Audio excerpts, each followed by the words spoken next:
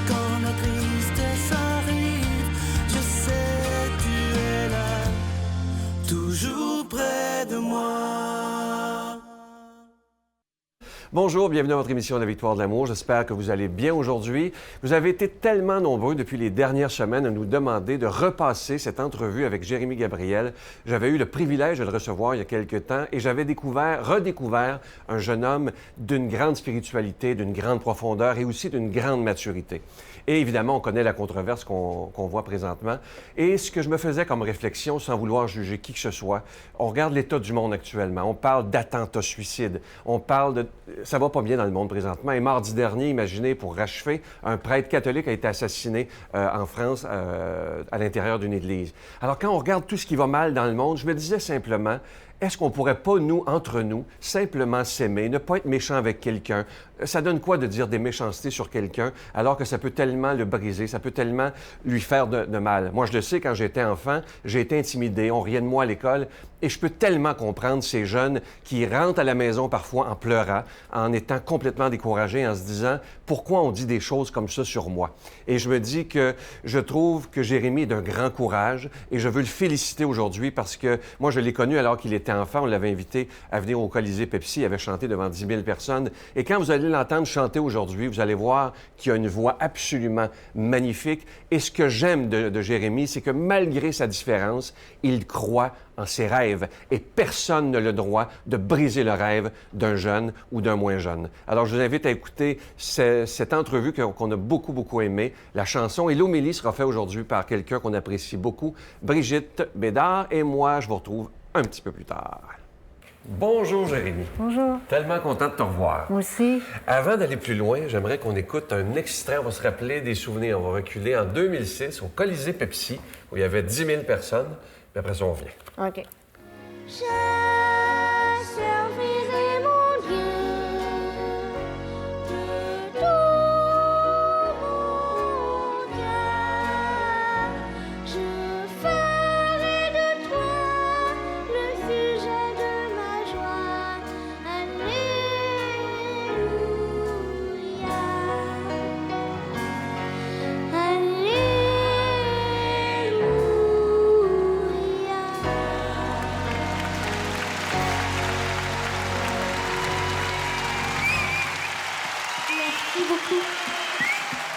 Qu'est-ce que ça te fait de... T'es tout petit d'ailleurs là-dessus, là. Qu'est-ce que ça te fait de te revoir comme ça? Il y a du temps qui a passé, là. Oui, beaucoup de temps. Je trouve que j'ai grandi. Hein? ça fait quand même longtemps, mais ce qui me rappelle, les souvenirs que j'ai, c'est la chaleur que j'ai ressentie des gens qui étaient alentour de moi. Au Colisée Pepsi, c'est un gros stade, mais l'important, c'est toujours de savoir qu'on est entouré. Puis je me sentais très entourée à cette époque-là. Encore aujourd'hui, mais j'ai énormément de beaux souvenirs là, de toute cette belle époque, rencontrer le pape, parler aux gens de mon expérience, pouvoir tout partager ma foi à cette époque-là. Ça a été comme une découverte de pouvoir en parler et de pouvoir le partager. J'ai vraiment apprécié. Là, tu as 17 ans. Oui. Qu'est-ce qui s'est passé depuis 2006 jusqu'à aujourd'hui? Qu'est-ce que tu es devenu? Ça a été quoi les grandes choses?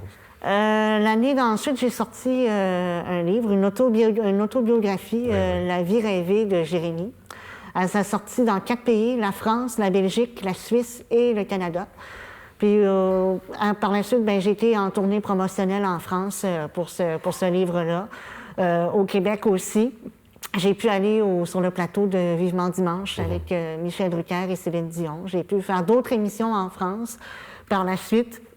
Ça a été surtout du côté de l'Hexagone que j'ai fait mes activités.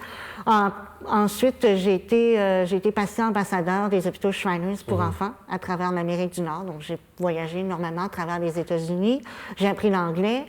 J'ai pu chanter dans plusieurs événements bénéfices pour les hôpitaux Shriners pour enfants. Par la suite, là, aujourd'hui, je suis en projet d'album en anglais. Donc, j'ai beaucoup de choses qui s'en viennent pour moi dans le futur puis pour les prochaines années. Parle-moi de ta rencontre avec le pape Benoît XVI. T'étais tout jeune. Comment ça s'est passé? C'était stressant. Ah oui? Je dois dire que le début, là, avant de rentrer dans la salle, on entendait le pape qui prononçait son discours. On entendait aussi tous les cardinaux du Québec parce que c'était une délégation québécoise qui était là cette journée-là. Puis je dirais que tout le stress est parti au moment où j'ai vu la soutane blanche là, du Saint-Père. Par la suite, ben, j'ai fait ma chanson. Malheureusement, ben, c'était la pire fois que je l'avais faite. Là. Je louerai l'Éternel. Je l'avais pratiqué beaucoup avant, mais là, je dois dire que cette fois-là, j'étais très fébrile, très sensible de rencontrer le pape qui soit à même pas 5 mètres de moi. Là. C'était vraiment impressionnant. Par la suite, ben, j'ai pu lui serrer la main. On s'est échangé quelques mots. On s'est vu. Il m'a dit que j'avais très bien chanté. Puis c'est ça l'a fini comme ça. Après ça, on est rentré dans un tourbillon de médiatique. Les entrevues, les conférences de presse, ça a été un gros... Après ça, le plus dur était après... Et je lisais, ça m'a fait bien de la peine d'apprendre ça, c'est que tu as vécu dans l'adolescence et l'enfance beaucoup d'intimidation. Qu'est-ce qui s'est passé exactement? J'ai pas été intimidée. Ça, j'ai un physique différent. Puis je suis contente. J'ai pas été intimidée sur mon syndrome, sur ce qui fait que je suis différent. Ça a surtout été sur ce que j'ai fait. Le fait d'avoir chanté pour le pape, le fait d'être croyant, ça m'a beaucoup... ça m'a fait beaucoup rire de moi. Je pensais pas que les gens pouvaient être aussi... Oui, je pensais pas que les gens pouvaient être méchants puis juger le fait qu'on croit en Dieu, là. Mais j'ai passé au travers de ça. Ça a été difficile. Ça a été surtout le fait qu'on disait que je me tenais avec des pédophiles, puis que je faisais des affaires pas très belles avec des pédophiles. Puis ça a été surtout ça qui m'a dérangée. Le vocabulaire des jeunes aujourd'hui m'a surtout blessée. Il y a des humoristes aussi québécois qui n'ont pas aidé non plus, bien, surtout grâce à certains humoristes qui ont fait en sorte que ces incidents-là sont arrivés. Mais bon, aujourd'hui, ben, j'ai passé au travers. La direction de l'école s'en était occupée. C'était des cas d'intimidation. Je ne me suis pas fait frapper. J'ai pas eu de... Mais des fois, c'est pire que de se faire frapper. Oui, c'est pire que de la violence physique, de se faire dire qu'on a chanté pour un pédophile quand nous, on est fiers de ce qu'on a fait. De se faire dire que notre passé est honteux, bien, ça fait mal sur le coup. Fait que oui, c'est... Est-ce que tu trouves, parce que là j'ai quelqu'un devant moi qui l'a vécu, qui était victime d'humoriste, est-ce que tu trouves justement que certains vont trop loin, toi, tu es un caractère fort, mais tu aurais pu être plus faible et faire des gestes... Oui, je suis un caractère fort, mais je suis impulsif aussi. J'aurais pu agir là, très fortement au début, puis tout de suite me lancer là, dans la chasse aux vilains mots. Fait que non, je dirais que j'ai bien réagi après. C'est par la suite que ça a été dérangeant. C'est les impacts donc, à l'école, dans mon milieu social. Même mes amis proches ont été touchés de ça. Ah oui. Parce qu'eux autres aussi se faisaient juger de me connaître, se faisaient juger. C'est sûr que je vis dans un monde très athée, qui a une morale très dur jugement envers ce qui est la religion. Donc, d'être croyant dans un monde d'artistes où ce que les gens veulent rien savoir de ça, ben ça a été difficile, mais je dirais qu'aujourd'hui, je me suis bien implantée, autant au niveau scolaire que social, que dans ma carrière.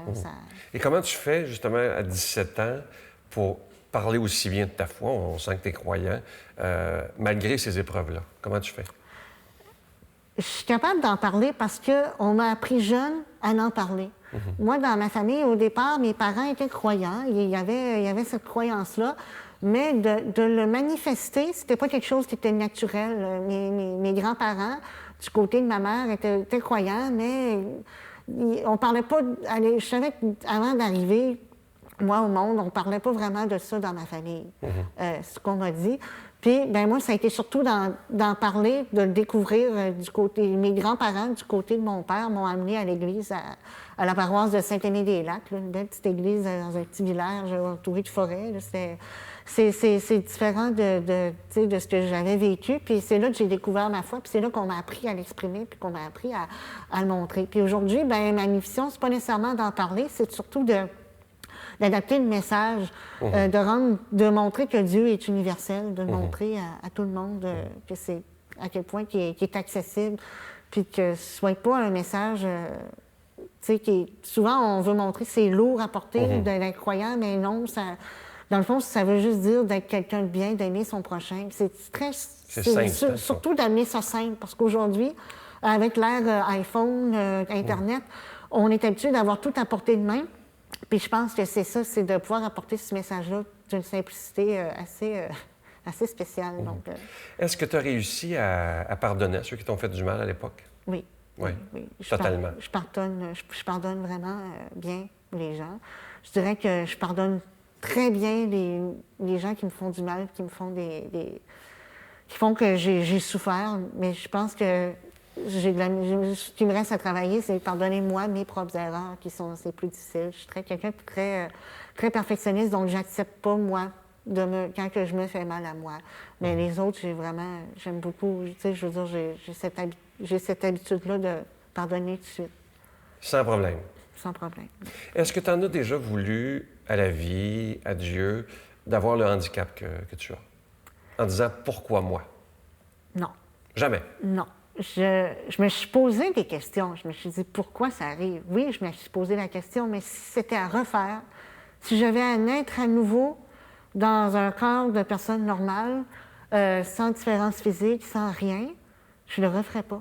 Ah, non? Je resterais comme je suis maintenant parce que ça m'a apporté de vivre toutes sortes d'affaires extraordinaires.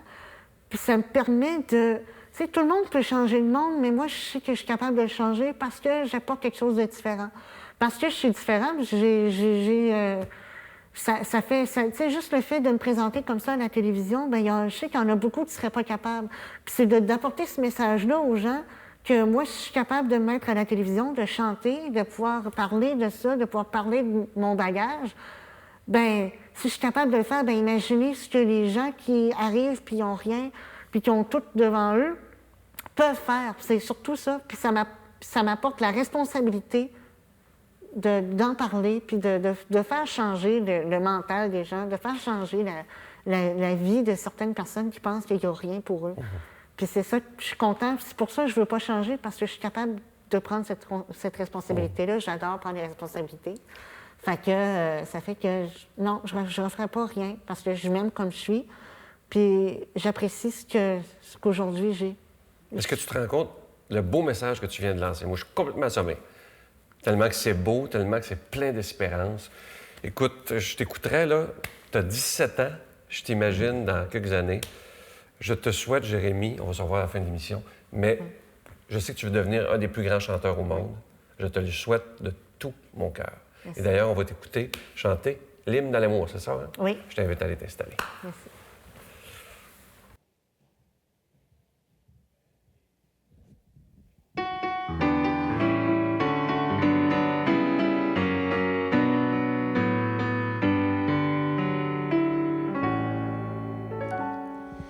Le ciel bleu sur nous peut s'effondrer et la terre peut bien s'écrouler.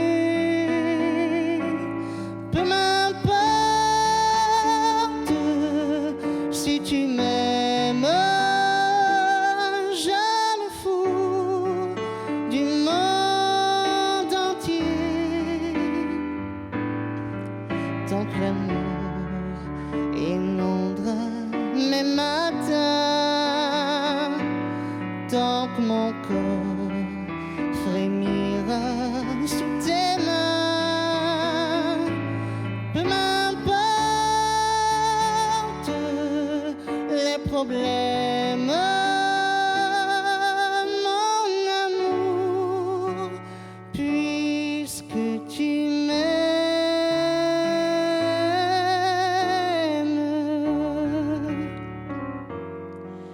j'irai jusqu'au bout du monde, je me ferai teindre en blanc si tu me le demandais.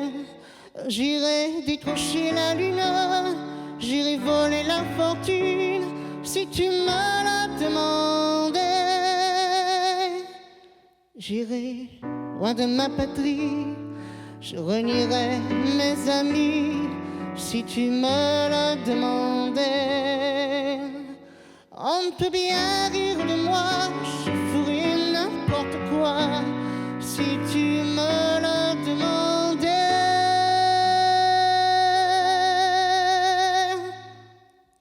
Si un jour la vie t'arrache à moi, si tu meurs, que tu sois loin de moi.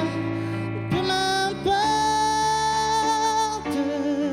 si tu m'aimes,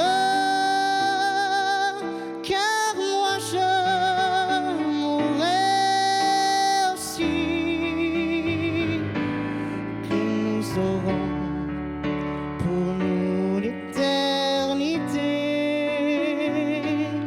dans le bleu de toute l'immensité, dans le ciel,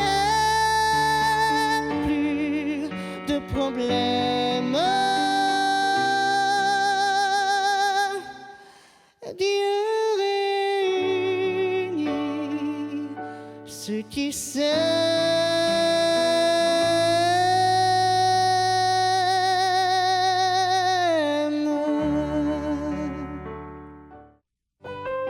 Notre Père qui es aux cieux, que ton nom soit sanctifié, que ton règne vienne, que ta volonté soit faite sur la terre comme au ciel. Donne-nous aujourd'hui notre pain de ce jour. Pardonne-nous nos offenses comme nous pardonnons à ceux qui nous ont offensés. Ne nous laisse pas entrer en tentation, mais délivre-nous du mal, car c'est à toi qu'appartient le règne, la puissance et la gloire pour les siècles des siècles. Amen. Donne-moi rendez-vous dans l'éternité, qu'il faut croire toujours en toi. Mais mon Dieu, j'ai besoin de toi, comme lui savoir dresser la table, chanter l'amour, gens de toute la terre. Joie mon cœur, je l'ai gardé pour toi, mon Dieu. La victoire de l'amour, c'est la force de la foi. On a tous un rendez-vous dans les bras de Jésus. C'est avec beaucoup de joie que je vous parle de ce beau cadeau du mois d'août. C'est une très, très belle croix. Vous allez la voir à l'écran bientôt. Il s'agit de la croix du réconfort et de la sérénité. Elle est en zinc, finie nickel antique. Elle a été fabriquée ici au Québec. Et je vous rappelle évidemment qu'elle est déjà bénite. Mais ce qui est particulier avec cette croix-là, vous voyez la grandeur à la télévision, c'est que vous recevez aussi 3 petits papiers pour mettre vos intentions de prière ou vos pensées. Vous l'écrivez et ensuite vous insérez ça dans le cœur de la croix en disant au Seigneur, moi je te fais totalement confiance. Merci d'exaucer ma prière. Et évidemment que ça se donne tellement bien en cadeau. Je vous rappelle que c'est avec un don de 25 $. Et si vous en voulez 2, avec un don de 40 $. Et avant de vous donner l'adresse, je vous rappelle que notre nouvelle horaire pour faire des dons par téléphone, c'est maintenant du dimanche au jeudi de 7 h le matin à 3 h l'après-midi. Je répète, du dimanche au jeudi de 7 h le matin à 15 h l'après-midi. Je vous donne l'adresse, la Victoire de l'Amour, casier postal 120, succursale Boucherville à Boucherville, le J4B 5E6. Je vous la redonne, la Victoire de l'Amour, casier postal 120, succursale Boucherville à Boucherville, le J4B 5E6. Également par téléphone, par carte de crédit, dans le 514-523-4433, 523-4433 ou sans frais, le 1-888-811-9291, 1-888-811-9291 et aussi sur notre site Internet, le www.lavictoiredelamour.org. Je vous rappelle, notre nouvel horaire, c'est du dimanche au jeudi, de 7 h le matin à 3 h de l'après-midi. Merci de tout cœur de votre grande générosité, mais aussi de votre prière. Mon Dieu, donnez-moi la sérénité d'accepter les choses que je ne peux changer, le courage de changer les choses que je peux et la sagesse d'en connaître la différence. Amen.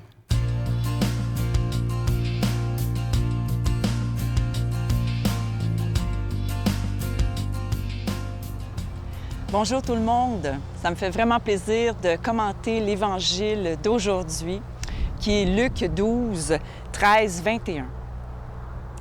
Du milieu de la foule, quelqu'un demanda à Jésus, « Maître, dis à mon frère de partager avec moi notre héritage. » Jésus lui répondit, « Homme, qui donc m'a établi pour être votre juge ou l'arbitre de vos partages? » Puis, s'adressant à tous, « Gardez-vous bien de toute avidité, car la vie de quelqu'un, même dans l'abondance, ne dépend pas de ce qu'il possède. » Et il leur dit cette parabole. Il y avait un homme riche, dont le domaine avait bien rapporté. Il se demandait, « Que vais-je faire, car je n'ai pas de place pour mettre ma récolte. » Puis il se dit, « Voici ce que je vais faire. Je vais démolir mes greniers, j'en construirai de plus grands, et j'y mettrai tout mon blé et tous mes biens. Alors je me dirai à moi-même, « Te voilà donc, avec de nombreux biens à ta disposition pour de nombreuses années. Repose-toi, mange, bois, jouis de l'existence. » Mais Dieu lui dit, « Tu es fou. Cette nuit même, on va te redemander ta vie. Est-ce que tu auras accumulé? Qui l'aura? » Voilà ce qui arrive à celui qui amasse pour lui-même au lieu d'être riche en vue de Dieu. Acclamons la parole de Dieu. Louange à toi, Seigneur Jésus. Vraiment, quelle parole, vraiment de profondeur que le Seigneur veut nous transmettre aujourd'hui. L'âpreté du gain, hein? De vouloir ramasser des richesses, de vouloir peut-être même, puis pas juste au niveau de richesse, au niveau d'argent, mais ça peut être richesse au niveau de la réputation, hein, d'avoir un beau standing. Alors, le Seigneur dit, mais tout ce que vous allez faire ici, en ce monde, bien, vous ne pourrez pas l'emporter, parce que ce qui va compter quand vous allez passer de l'autre bord, c'est qu'est-ce que vous allez avoir fait aux personnes. Qu'est-ce qui compte vraiment pour le cœur de Dieu? C'est l'amour qu'on va avoir eu les uns pour les autres. Cet amour-là, qui est la base de l'existence. Puis c'est là-dessus, comme disait Mère Teresa, c'est sur l'amour qu'on va être jugé. L'amour entre frères et sœurs, ici-bas, ça va être ça notre jugement. Et on va être jugé à la manière dont nous, on a jugé. Puis ça commence par ce qu'on dit. Ça commence par notre langage. C'est Gandhi qui disait ça, que si on veut changer le monde, bien, la première façon, c'est de commencer par surveiller notre langage, en changeant nous-mêmes notre façon de parler et notre façon d'agir. Puis ça me fait toujours penser à des mamans comme moi, bien imparfaites, et toutes les mamans que je connais. Il n'y a pas une maman sur Terre qui ne veut pas transmettre cet amour-là, puis faire voir à son enfant que qu'est-ce qui compte, c'est ça. C'est cette relation d'amour. Quelle mère va parler durement à son enfant? Il n'y en a pas. Donc, les mamans, quoi qu'il arrive à son enfant, va toujours être là. C'est comme un amour inconditionnel. C'est l'amour de Dieu pour nous. Je trouve que ça ressemble beaucoup à cet amour qu'on porte envers les autres. Un amour inconditionnel, attentif, de tendresse. C'est ça le jugement. Le jugement, c'est un jugement de tendresse. C'est pas une sanction comme ça. Ça va être un jugement sur notre tendresse aussi.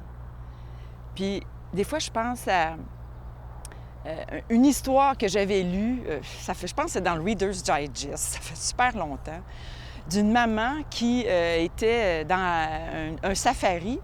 Et son enfant de 4 ans avait été pris, croyez-le ou non, par la cheville, par un crocodile. Et elle avait pris les 2 bras de son enfant et elle avait tiré fort. C'était devenu une lutte avec ce crocodile qui tirait la cheville de l'enfant. Puis elle a tiré les deux poignets de son enfant. Et elle a tiré tellement fort que ses mains sont restées marquées sur la peau de l'enfant. Et plus tard, bien des années plus tard, cet enfant-là, ce garçon-là, avait dit au monde entier que les marques de sa mère étaient des marques, des stigmates d'amour, puis que ça restait marqué. Alors, c'est là que peut aller une mère pour son enfant, aussi loin. Puis c'est là qu'est allé aussi notre Dieu, Jésus-Christ, pour nous, à donner sa vie, à laisser ses marques sur nous. C'est dans des moments troubles où on pense que notre enfant est rejeté, où on pense que notre enfant est juste bon à rien parce que tout le monde le dit, tout le monde y mène la vie dure un peu partout. Il revient de l'école en larmes, il se fait intimider, il se fait rabrouer. Bien, maman, elle, est toujours là, toujours, comme le Seigneur. Comme Marie, qui était toujours là, sur le chemin de croix avec son fils, alors que tout le monde l'avait rejeté. Qui était au pied de la croix? Marie était là. Une maman toujours là, alors que tout le monde disait que son fils était un criminel. Il y avait juste les criminels qui mouraient sur la croix. Les criminels, les bons à rien, les renégats, c'était le pire châtiment qu'on pouvait donner à un homme, de mourir sur une croix flagellée comme ça. Marie est restée là, est montée jusqu'au Golgotha, puis est restée au pied de la croix de son fils, puis elle le regardait, même s'il était rejeté de tout le monde, même de ses amis. Et c'est cet amour-là que je voudrais donc que tout le monde comprenne que le Seigneur, c'est cet amour-là qu'il a pour nous, l'amour d'une maman pour son enfant, prête à tout, prête à laisser ses marques pour sauver sa vie. Et je demande au Seigneur de nous bénir, de nous donner cette grâce, de vraiment voir cet amour du Seigneur pour nous dans notre vie de cette façon-là, l'image d'une maman qui est prête à tout pour se battre pour son enfant. Je demande au Seigneur de nous bénir au nom du Père, du Fils et du Saint-Esprit. Amen. Je vous salue Marie, pleine de grâce. Le Seigneur est avec vous. Vous êtes bénie entre toutes les femmes, et Jésus, le fruit de vos entrailles, est béni. Sainte Marie, Mère de Dieu, priez pour nous pauvres pécheurs, maintenant et à l'heure de notre mort. Amen.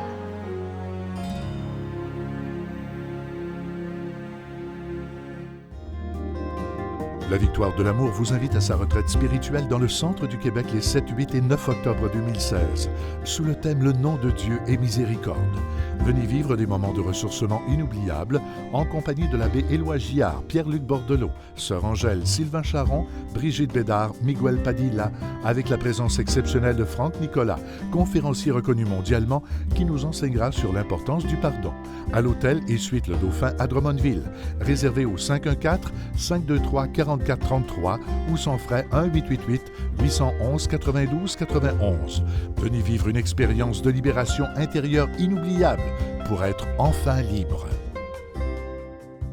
Je vous rappelle ce beau cadeau du mois. Il s'agit de la croix du réconfort et de la sérénité. Je vous rappelle que nos bureaux sont ouverts aujourd'hui de 7 h ce matin jusqu'à 3 h cet après-midi. Si vous voulez vous procurer cette magnifique croix, elle est déjà bénite. Elle est fabriquée au Québec. Elle est en zinc. Et ce qui est beau, bien évidemment, vous la voyez à l'écran, il est inscrit sur la petite croix « Seigneur, accorde-moi la sérénité ». Vous voyez le petit trou, c'est pour insérer vos intentions de prière. Et c'est très symbolique, hein? En mettant nos intentions dans le cœur de la croix. C'est comme si on disait au Seigneur, moi je te fais confiance totalement. Merci d'exaucer ma prière. Si vous voulez le commander aujourd'hui, on vous la poste dès demain ou après-demain.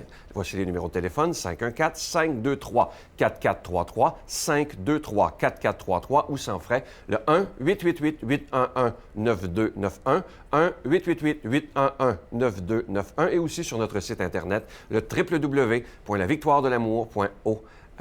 Merci de tout cœur de votre grande générosité, de votre prière également. Et aujourd'hui, ce qu'on pourrait retenir de cette émission, c'est le courage d'un jeune homme, le courage de Jérémie de se tenir debout et de dire « Moi, je veux vivre mes rêves jusqu'au bout, même si je suis critiqué, même s'il y a des gens qui ne croient pas en moi. L'important, c'est que Dieu croit en moi et l'important, c'est que Jérémie croit en lui-même. » Et je sais que les gens de la Victoire de l'amour, nous, ce qu'on veut, la seule arme que nous avons, c'est l'amour lorsqu'on est des croyants en Jésus. Alors, il ne faut pas qu'il y ait de haine. Moi, je ne veux pas haïr personne, ça ne m'intéresse pas en toute dans la vie non plus. Moi, j'aime regarder ce qu'il y a de beau et de grand dans chaque être humain. Et dans chaque être humain, il y a quelque chose de beau et de grand. Je vous attends demain matin. Bye bye.